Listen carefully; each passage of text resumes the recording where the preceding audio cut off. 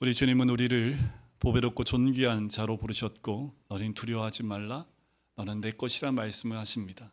이제 더 나아가서 우리를 주의 종으로 또한 주의 증인으로 세우기를 원하시는 주의 뜻이 있는 줄 믿습니다. 이스라엘 백성이요 너무나 힘들고 어려운 상황 가운데 있습니다. 그 이유가 어떻든 간에 지금 그들은 절망과 차절 가운데 있습니다. 그들은 바벨론의 포로로 잡혀갈 만큼 완전히 초토화된 상태 가운데 있는 민족입니다. 그들에게 하나님은 두려워하지 말라라고 말씀을 하세요. 두려워하지 말아야 될 이유가 어디에 있습니까? 내가 너를 지명하여 불렀다라는 거지요. 너는 내 것이다 라고 말씀하고 있기 때문에 그렇습니다. 이 말은 이런 말입니다. 내가 너를 책임지겠다 라고 말씀하시는 거지요. 내가 너를 보호하겠다, 양육하겠다, 인도하겠다라는 거예요. 그런데 우리 모든 그리스도인들은 어떤 상황에도 또한 어떤 고난에도 두려워하거나 의심하지 말고 또 어떠한 소리에도 흔들리지 아니하고 주님만 바라봐야 합니다. 이것이 그리스도인들이 가져야 될 시선이고 또 우리의 믿음의 모습이지요. 우리가 환경에 의해서 믿음이 흔들리고 환경에 의해서 우리가 보는 것이 달라진다면 우리의 믿음은 정말 흔들릴 수밖에 없습니다. 그런데 참 안타까운 건 저를 포함한 우리 모두가 육을 입고 있기 때문에 내 육신이 힘들거나 내 상황이 풀리지 않거나 무엇인가 막혀 있을 때 참 하나님이 나를 사랑한 거 맞나 이런 물음표를 던질 때가 참 많다라는 거예요. 여러분들 어떤 환경에도요 누가 어떤 말을 해도 흔들리지 마시길 주의 이름으로 간절히 축원드립니다. 그런데 이스라엘 민족도 사랑하셨어요. 이스라엘 민족이 어떻게 그들이 바벨론의 포로로 잡혀갑니까? 그들이 어떤 민족인데 그런데 하나님이 그들로 하여금 그렇게 만드신 이유가 뭘까요? 그들도 하나님이 두려워하지 말라고 내가 너를 지명하여 불렀다고 하는데 여러분들 우리는 더욱더 하나님의 은혜 가운데 있고 어떤 환경 가운데도 우리에게서 그 믿음을 빼앗아 갈 어떤 사람도 환경도 없는 거지요. 하나님은 또한 열등감과 좌절감에 빠져 있고 자존감이 망가진 이스라엘 백성을 향해서 너는 보배롭고 존귀하고 사랑스러운 존재다 라고 말씀하는 거지요. 여러분들 한 주간 동안 한번 고백을 해보셨나요? 참 당신은 보배로워. 어우 닭살도다. 잘 안 하셨어요? 여러분들 자녀들에게 넌 참 존귀한 자야 라고 한번 말씀해 보셨습니까? 우리 참 인색해요. 우리 부모님에게 부모님 저희 부모님이 되어주셔서 우리 부모님 참 존귀하시고 보배로운 분들이고 하나님의 사랑을 받는 분들입니다. 이런 고백을 하면 부모님들 얼마나 좋아하시겠어요. 그런데 이 자녀들이 이런 말 사랑한다는 말도 못하는데 뭐 이런 말 하겠어요. 그러니까 부모님들이 먼저 자녀들을 축복해 주는 게 좋습니다. 에휴 너 보니 싹수가 노랗다야 이런 얘기 하지 말고 이성민 지사처럼 에휴 너 보니 이런 말 하지 마시고 그 상황과 환경이 어떻든 간에 때로는 교회를 나오지 않고 방황하고 있다 하더라도 너는 하나님이 널 지명하여 불렀고 너는 보배롭고 존귀한 자야 라고 불러주면 하나님께서 그들을 세우시고 또 그들의 자존감도 세워주실 뿐만 아니라 하나님의 믿음 가운데서 떠나지 않게 될 줄 믿습니다. 여러분 우리 하나님은 우리의 약점과 나쁜 점만 보시는 분 아닙니다. 현재의 고통보다는 미래의 영광을 보시고요. 현재의 악함보다는 미래에 우리가 바뀔 선한 모습을 바라봐 주신다라는 거지요. 당시 이스라엘 백성들 바벨론의 포로로 있었지요. 그들의 삶은 비천했습니다. 그들의 삶은 괴로움과 고통 가운데 있어요. 노예로 잡혀갔으니 그 삶이 얼마나 힘들었겠습니까? 그런데 그들에게 두려워하지 말라고 얘기합니다. 이스라엘 백성에게 약속을 하시는 거예요. 너희 두려워하지 말라라고 말씀하시는 거지요. 오늘날 하나님께서는 우리에게도 동일하게 말씀하세요.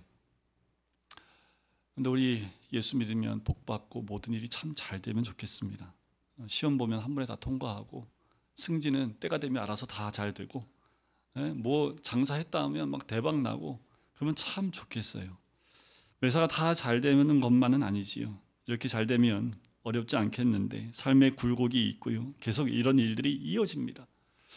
하나님께서 이스라엘 백성들을 향해서 또 굴곡이 있는 삶을 사는 백성들을 향해서 말씀하시는 거예요. 우리가 붙잡을 말씀은 이거밖에 없지요. 걱정하지 말라.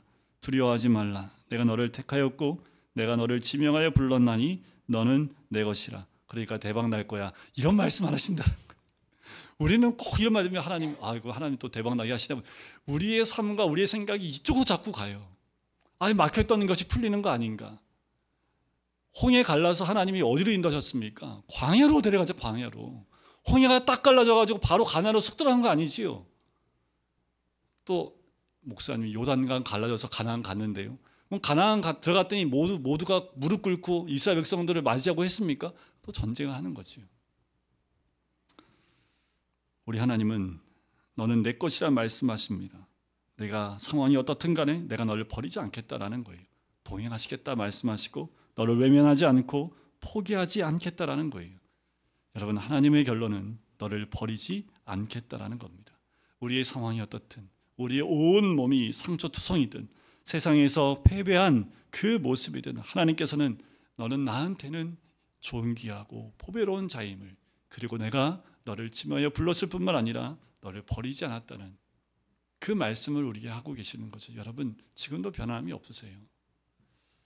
그래요. 때로는 우리의 실수로 죄짐을 통해서 또 하나님을 멀리 떠난 우리의 모습이지만, 결국 하나님 우리가 돌아오기까지 그 탕자의 아버지처럼 그렇게 기다리고 계시는 분, 그리고 버리지 아니하시는 우리 하나님의 그 은혜가 있는 줄 믿습니다.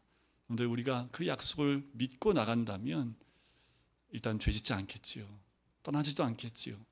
때로는 넘어진다 할지라도 주님의 인도하심이 있는 줄 믿습니다. 또 하나 중요한 것이 있는데, 하나님은 그렇게 너는 내가 버리지 않았고 너는 내 거야 라고 멈추어 계시는 분이 아니라는 겁니다. 우리 주님은 우리에게 정말 중요한 것이 이 땅에 살 이유를 말씀해 주십니다. 그게 좋은 말로 사명이라고 얘기를 해요. 그것을 비전이라고 얘기를 합니다. 우리 주님은 우리가 이 땅 가운데 하나님 백성으로, 또 하나님의 보배롭고 존귀한 자로 어떻게 살아가야 될지에 대한 그 사명과 비전을 주신다라는 거예요. 이거 없으면 우리가 주의 것 때문에 뭐합니까? 삶에서 또 허튼 짓 하고 죄된 길로 가는 그 인생이 될 수밖에 없어요. 여러분들, 우리가 이 땅에 사는 이유를 정확히 아셔야 된다는 거지요. 사랑받는 것도 중요하지만 사명 받는 것 더 중요합니다. 사명이 주어질 때 인간은 가장 소중한 존재가 되지요. 하나님은 우리를 용서하시고 구원하시고 격려하시고 사랑하십니다. 더 나아가서 최종적으로 사명을 주시지요. 오늘 본문 가운데에서 그 사명을 주시는 두 가지 단어로 이스라엘 백성에게 일깨워 주십니다. 그것이 10절에 나옵니다. 두 단어예요.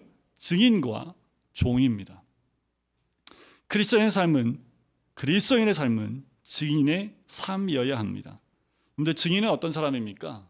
증인이란 법정에 나가게 되면 어떤 사건이나 사실을 증명하기 위해서 소환된 사람이지요. 허튼 말이나 자기의 생각을 말하는 것이 아니라 있는 그대로 사실을 증명하는 사람이 증인입니다. 증인의 증언은 재판 결과에 굉장히 큰 영향을 주지요. 하나님께서 우리를 하나님의 증인으로 부르신 줄 믿습니다. 이것은 인간에게 매우 영광스럽고 자랑스러운 비전이요, 미션입니다. 우리가 마귀로부터 벗어나는 것도 중요하고, 병과 절망과 또 우리의 삶 가운데 그 괴로운 가운데 빠져나오는 것도 중요하지만, 더 중요한 것은 우리 모두가 하나님의 구원 사역의 증인으로 부름받은 자들이라는 거지요. 그래서 온 세상을 향하여 선포하고 증언하는 것이지요. 바로 예수님의 제자들이 이 예수님의 삶을 증언하기 시작을 했지요.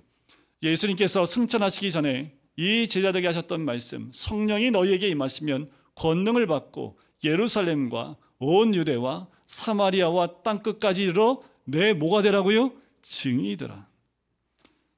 이 사도들이 했던 게 뭘까요? 그냥 예수님하고 먹고 자고 예수님의 이적 옆에서 지켜보고 옆에서 가장 근거리에서 말씀을 듣고 예수님과 함께 살았던 그 삶이지요. 그것이 바로 예수님의 증인들이 보여줄 그 증언입니다.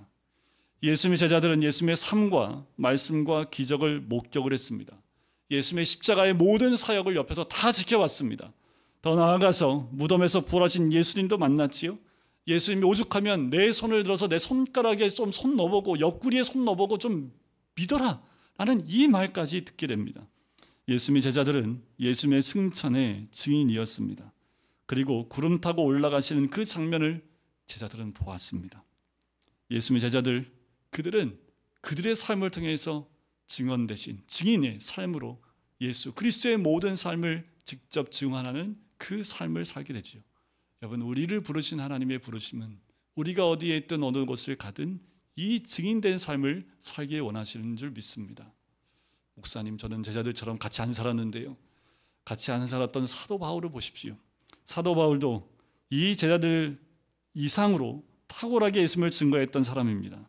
원래 이 사도 바울은 뭐 했던 사람입니까? 예수 믿는 사람, 그 증인들을 잡아서 감옥에 가두고 죽이는 사람이었습니다. 그가 다메섹에서 예수를 만난 다음에 증인으로 바뀌지요. 이는 모든 것을 다 내려놓습니다. 예수님의 복음을 위해서 자기의 생명을 걸고 자기의 인생을 걸고 가는 곳마다 감옥에 갇히고 태장에 맞고 돌에 맞아 죽는 고통을 받는다 할지라도 증인된 삶을 멈추지 않은 사람입니다. 바울뿐만인가요? 그 위에 수많은 예수의 증인들이 지금까지도 그 역할을 감당하고 있지요. 이 증인의 모습에는 종의 모습이 있습니다. 그런데 팔려간 종은 희망도 없고 소망도 없습니다. 하지만 스스로 된 종은 스스로 가난한 사람이 돼도, 스스로 자유를 제한을 해도, 스스로 그 종이 된 것 때문에 손해를 받는다 할지라도 전혀 그것에 대해서 어떠한 것도 아까워하지 않는 사람이 스스로 종이 된 사람의 모습입니다. 여러분들, 우리나라에 미국에 굉장히 많은 선교사님들이 들어왔습니다. 뭐 이루 헤아릴 수 없지요. 특별히 우리 한국 땅은요, 이 미국에 있는 침례교 쪽이 아니라, 미국은 침례교가 굉장히 큽니다. 특히 장로교에서 우리나라에 많은 선교사를 보냈는데, 남장로교회와 북장로교회가 있는데, 특별히 남장로회가 우리나라의 이 전라도 쪽, 이 남부 지방의 선교사님들을 많이 보냈습니다. 그 가운데 유화래 선교사님이라고 계세요. 여자 선교사님인데 원래 이름이 플로렌스 엘리자베스 루트라는 분입니다. 이분은 1893년에 태어나서 1995년도에 소천하셨습니다. 굉장히 오래 사셨지요. 이분이 1927년에 30대 중반에 한국에 입국을 해요. 특별히 전라도 광주에서 교육 선교와 복음 전도에 헌신을 하게 됩니다. 1963년도에 은퇴하고 난 다음에도요, 64년도에 다시 한국에 들어와요. 그리고 1978년까지 계속해서 전도 활동을 힘있게 하셨던 여자 선교사님이기도 합니다. 이분은요, 어떤 일화가 있냐면 6.25 때 100일 동안 피란 생활했던 그 이야기가 있습니다. 이분이 이제 기독교 학교를 세웠어요. 근데 그 가운데 거기 직원으로 공산당원들이 잠입해 들어옵니다. 북해에서 6.25 전쟁이 나니까 이들이 오히려 여기에 있는 목사님들이나 크리스찬들을 잡아서 죽이는 역할을 하기 시작을 합니다. 그래서 청년들의 보호를 받아서 이 유활의 선교사님이 시체 사이에서 껴서 간신히 도망을 합니다. 그리고 그들이 준비한 산속에 있는 그 피난처에서 머물게 됩니다. 그런데 거기 혼자 있는 것이 아니라요, 많은 고아 아이들하고 많은 사람들, 거의 100여 명의 사람들과 함께 거기서 피난 생활을 해요. 100일 동안이요. 그런데 놀라운 것은 100일 동안 하나님이 거기 지켜주십니다. 단 한 명도 죽지를 않아요. 거기에 있지 않고 밖에 있던 사람들은 공산당에 의해서 많이 죽임을 당했는데 그 산속에서 100일 동안 단 한 명도 죽지 않고 다 살아나게 됩니다. 그래서 하나님이 이 요할의 선교사님을 사용하신 거지요. 그것을 이 선교사님은 하나님이 주신 여름별장이다 라고까지 할 정도였습니다. 그런데 이제 문제가 된 건 이제 이거예요. 미국에서 난리가 난 겁니다. 6.25가 났잖아요. 선교사님들한테 다 들어와라 라고 소식을 전했는데 많은 분들이 그냥 남아 있습니다. 근데 6월의 선교사님도 남은 거예요. 근데 소식이 끊긴 거예요. 그래서 이분을 파송한 교회에서 난리가 났습니다. 이를 구해야 된다. 이 선교사님 구해야 된다고 해서 언론사에서 대대적으로 이 선교사님에서 홍보를 하고 이야기를 하고 함께 기도하자고, 그 지역에 있는 모든 교회들이 일심을 다해서 기도하고 이분의 사역을 홍보하기 시작을 합니다. 그런데 이 사건 통해서요, 어떤 일이 벌어지냐 하면 한국 땅 가운데 이 선교사님을 통해서 변화되어진 한국 사람의 소식이 전달되기 시작합니다. 그러면서 놀라운 건 뭐냐 하면 6.25가 끝나고 난 다음에 이 유할의 선교사님이 섬겼던 그 교회와 그 지역에 있는 많은 교회들이 한국에 있는 교회들에게 후원을 하기 시작을 해요. 그것이 마중물이 됩니다. 그래서 한국 땅에 있는 교회들이 세워져 나가는데 굉장히 큰 역할을 하게 되는 그 사건이 돼요. 여러분들, 그때 당시에 미국이 어떤 곳이었는지 아세요? 유할의 선교사님이요, 원래는 신학교에 진학을 했습니다. 신학교에 가서 공부를 하는데 성경 공부를 하는 그 시간이 있어요. 근데 교수들이 뭘 가르치냐면, 그때 당시에요, 미국에요, 이게 하나님 말씀인 줄 아냐? 이건 하나님 말씀 아니다. 교수가 그걸 가르치는 거예요. 여기 나오는 이적들, 그건 이적이 아니라 비유다. 그러니까 이 유아래 선교사님이 공부하면서 신앙이 다 망가져 버린 거예요. 믿음이 다 다운돼 버린 거예요. 그래서 졸업을 하고 이분이 그냥 취업을 해버립니다. 근데 문제는 이제 여기서 하나님의 역사가 나타나는데, 이분이 남부에 있는 미시피 로레에 있는 한 사업가 웰레스 로저스라는 그 분을 만나서 비서를 합니다. 그런데 이 사업가가, 이 사장이요, 취업하는 조건이 이겁니다. 회사 업무뿐만 아니라 교회에 출석할 것, 두 번째 주일학교에서 가르칠 것, 세 번째 성가대 섬길 것, 세 번째 교회 사역 돕는 일에 무조건 함께 할 것. 이게 조건인데, 우리가 성경 원래 신앙인이니까 뭐 그거야 당연하지 하면서 이 사장님을 옆에 섬기는데, 옆에서 보면서 이 사장님 때문에 감화가 됩니다. 성령님과 함께하는 이의 삶을 통해서 그리스도가 드러나는 것을 보고 이분이 감동을 받아요.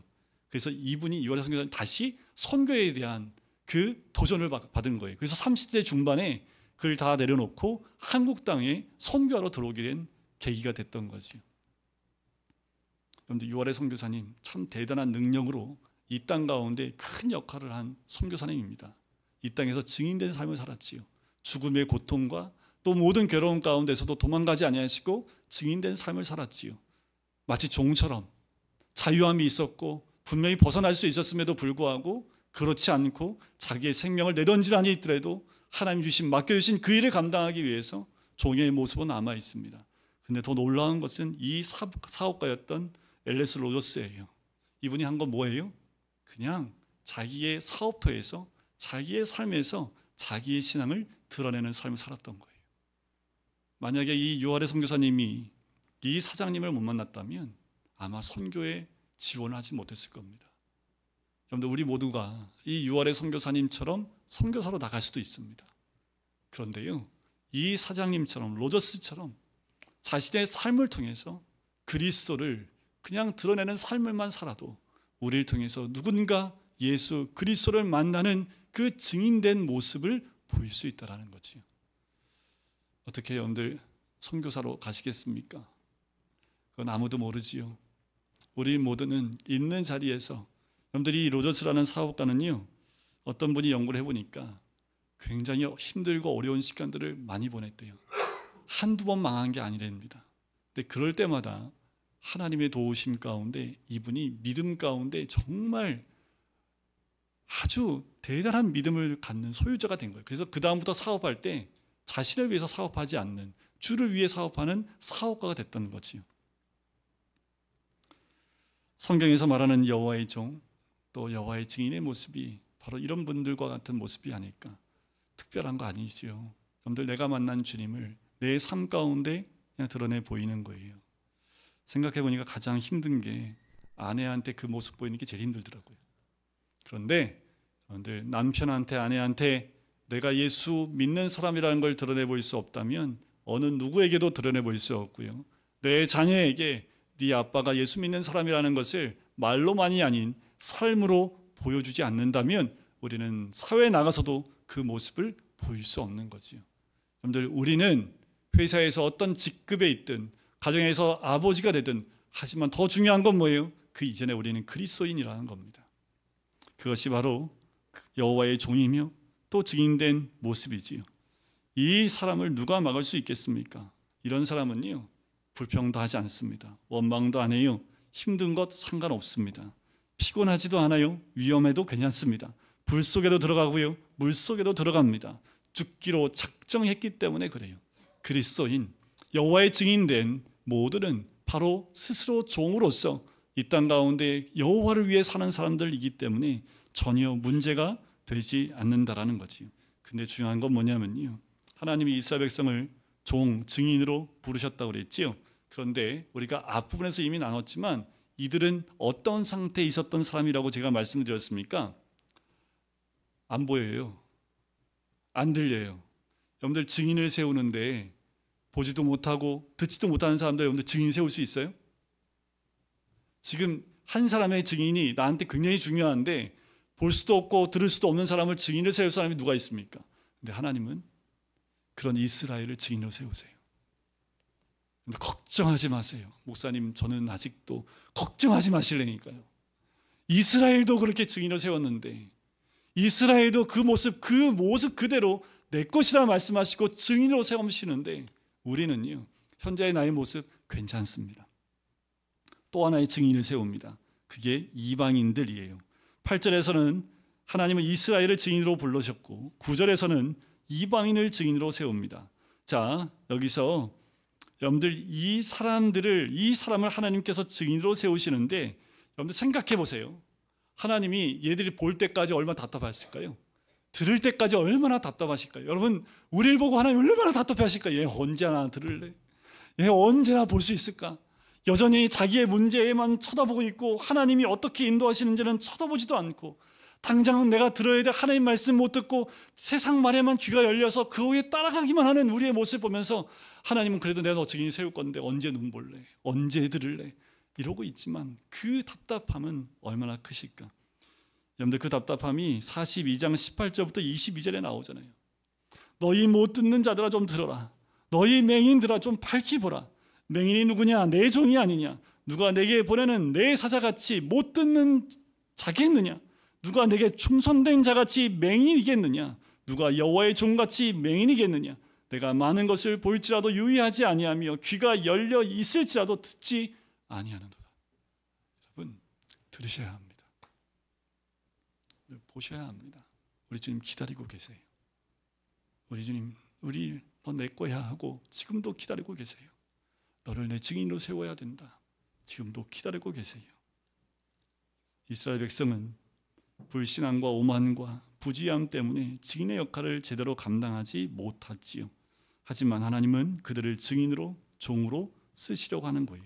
우리도 마찬가지라는 겁니다. 여러분, 우리 모두는 주의 증인으로 세워질 자들인 줄 믿습니다. 여러분, 변함없는 하나님의 결정인 줄 믿습니다. 이방인들을 또 부르세요. 9절에 보면 이방인들을 불러요. 이방인들에게 증인을 세워서 이방신이 진짜 하나님인 것을 증거할 기회를 주십니다. 이들이 증거해요? 못합니다. 하나님께서 이러한 이방인들을 다시 증인으로 세우겠다라는 것이 10절 말씀이에요. 나 여호와가 말하노라.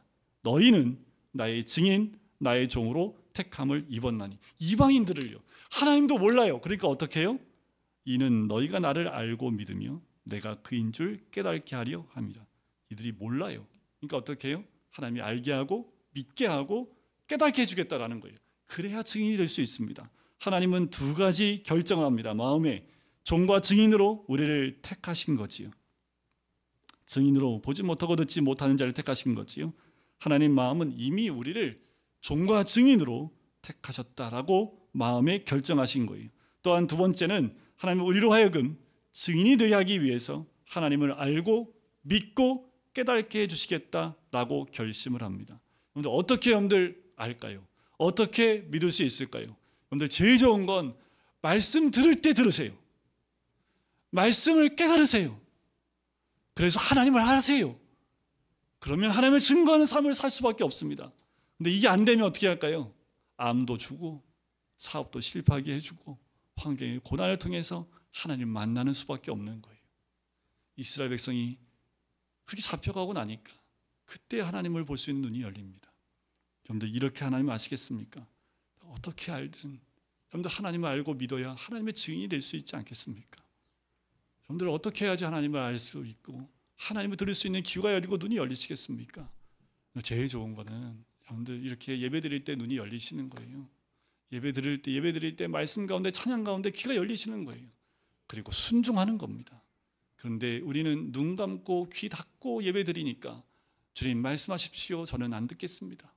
주님 보여주십시오. 저는 눈 감고 있겠습니다. 그러니 뭐가 들려요? 뭐가 보여요? 그러니까 눈 감고 가다가 또 부딪히고, 그러니까 일주일 내내 이쪽 부딪혔다가 저쪽 부딪혔다가 고난에 들어갔다 실론 떠서 하나님 좀 도와주세요 하고 잠깐 또 도움 받으면 또 아무에 나 살았네 하고 또 살고 나오다가 또 한 번 부딪히고, 이게 우리의 삶 아닙니까? 그런데 중요한 것은 하나님이 그런다 할지라도 그 환경을 통해서 하나님 만날 수 있도록 또 하나님을 알 수 있도록 인도해 주시겠다라는 거예요. 이건 하나님의 선택이고 하나님의 결심입니다. 하나님께서 그는 나를 알고 믿고 깨닫게 주겠다라고 말씀하시는 거예요. 이게 하나님의 은혜입니다. 여러분들 하나님 알고 계십니까? 하나님 믿고 계십니까? 여러분들 아는 만큼 하나님의 증인이 될 수 있어요. 여러분들이 깨달은 만큼 하나님을 증거할 수 있습니다. 여러분들 우리 삶 가운데 주님을 드러내려면 여러분들 이런 분들은 정말 강력하게 하나님을 증거하더라고요. 죽는 줄 알았는데 살아나신 분들은요. 삶을 그냥 내던지더라고요. 여러분들 그래야 주를 위해서 여러분들 삶을 던질 수 있겠습니까? 아니요. 여러분들 꼭 죽었다 살아나야 돼요. 암에 걸려서 암 사기인데 하나님이 살려주셨어요. 그래야지 여러분들 하나님을 위해서 사시겠습니까? 증인된 삶을 살겠습니까? 여러분들 그런 삶 살지 맙시다. 여러분들 우리는 말씀을 듣고 깨달아서 그 증인된 삶을 살겠습니다. 그냥 순종하는 거예요. 그것이 믿음의 삶이고 믿는 자의 선택이어야 될 줄 믿습니다. 우리는 어떤 상황이나 환경 속에서도 두려워할 필요가 없습니다. 하나님의 결심은 바뀌지 않고요. 우리를 향한 하나님의 사랑은 변하지 않습니다. 우리를 향한 하나님의 비전과 꿈도 변하지 않습니다. 하나님 반드시 우리를 증인으로 세운다라는 그 하나님의 생각은 돌이키지 않습니다. 여러분들 하나님을 돌이켜 하지 마세요. 하나님 이기나 내가 이기나 한번 해볼까요? 하나님하고 한번 하지 마세요. 하나님은 영원히 사시는 분이에요. 여러분들 영원히 하나님하고 한번 붙을 수 있으면 모를까? 여러분들 우리는 제한적인 그 모습으로 하나님하고 그냥 하나님 앞에 고개 숙이세요. 그게 우리가 살 길이잖아요.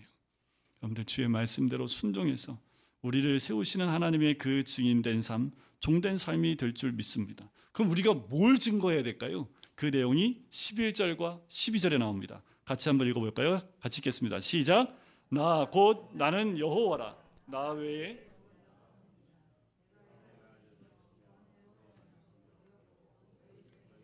단신이 없었나니 그러므로 너희는 나의 증인이요 나는 하나님이라. 여호와의 말씀이니라. 이게 증거의 내용입니다.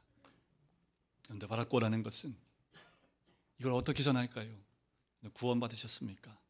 여러분들 구원받은 그 삶의 모습이 우리의 가정에서, 직장에서, 커피숍에서, 식당에서 그냥 드러나는 거예요. 그것이 증인된 삶입니다. 여러분들 말로 전하는 저와 같이 하나님께서 목사를 세우셔서 말을 통해서 선포하게 하는 사람도 있을지 모르지만 거의 대부분 우리는 삶 속에서 구원받은 증인된 삶을 통해서 드러내기 원하세요.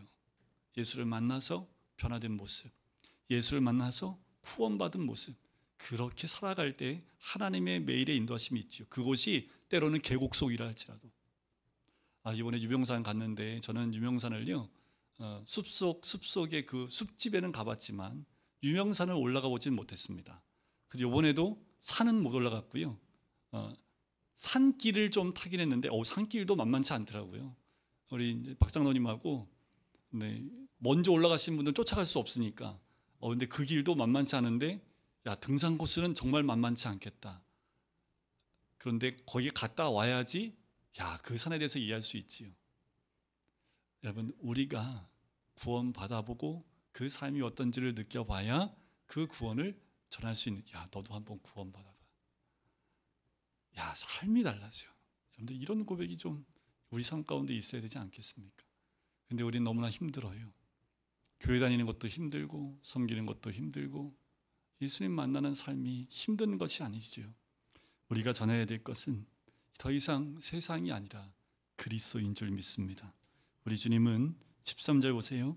과연 태초로부터 나는 그이니 내 손에서 건질 자가 없도다. 내가 행하리니 누가 막으리요. 우리 하나님은 이미 결정하셨고 우리를 인도하여 주실 줄 믿습니다. 우리 하나님 주신 구원은 완전합니다. 우리가 할 수 있는 것이 아니라 우리 주님이 하시기 때문에 그래요.